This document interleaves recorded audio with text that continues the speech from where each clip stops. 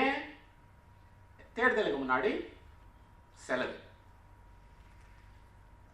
எல்லா செலவையும் தேர்தலுக்கு முன்னாடி, அதாவது மார்ச் 30 ஏப்ரல் 1ஆம் தேதிக்கு முன்னாடி செஞ்சுட்டு தேர்தலுக்காக நம்ம செலவு மிக அதிகமாக as a share of வருவாய், பர்சன்டேஜ் ஆஃப் வருவாயில் பார்த்தீங்கன்னா மிக அதிகம்.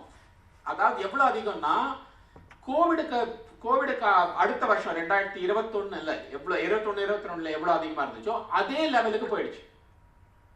இப்போ இந்த கணக்கு வந்து பார்த்ததுக்கு அப்புறம் ஸோ அங்கேருந்து நம்ம இழுத்துட்டு வரணும் நம்மளோட அக்கௌண்ட்ஸு.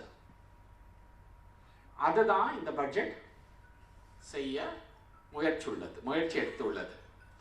ஸோ ஆகையால் நான் வந்து இந்த பட்ஜெட் பற்றி சிம்பிளாக சொல்கிறேன், அதுக்கப்புறம் நம்ம டீட்டெயிலாக டிஸ்கஷனில் வச்சுப்போம். இந்த பட்ஜெட் எப்படி பார்க்கணும்னா ஒரு ஆனஸ்ட் பட்ஜெட். அவர் எப்படி மாண்புமிகு முதலமைச்சர் பதவியேற்பிலே என்ன சொன்னாரோ, அதாவது செய்ய முடிஞ்சதை தான் நான் சொல்லுவேன், நான் அரசியல் செய்ய மாட்டேன் பட்ஜெட்ல அப்படின்னாரோ, அதை நிரூபிச்சிருக்காரு இந்த பட்ஜெட்ல. என்ன சொல்லியிருக்காரு இந்த பட்ஜெட்ல? இதுதான் சூழ்நிலை, இதை வந்து கொஞ்சம் கொஞ்சமாக தான் நம்ம சரிப்படுத்த முடியும். என்ன சரிப்படுத்தணும்?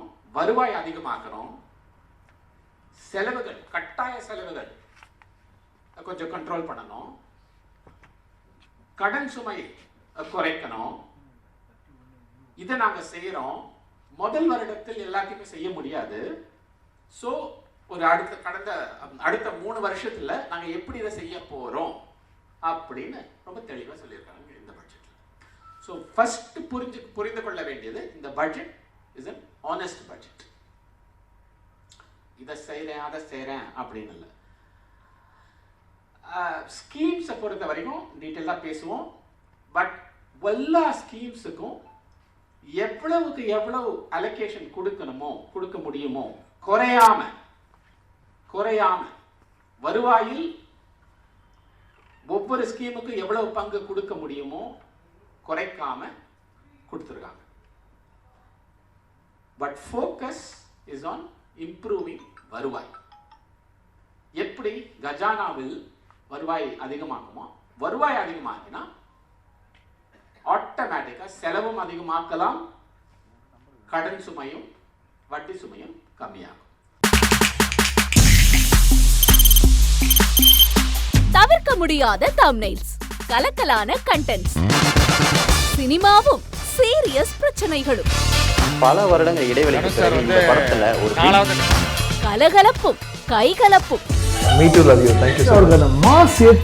போயிட்டே தான் இருக்காரே தவிர பிரேக்கே இல்லாமல் பிரேக்கிங் நியூஸ் சொல்லும் தந்தி டிவி ஆப்.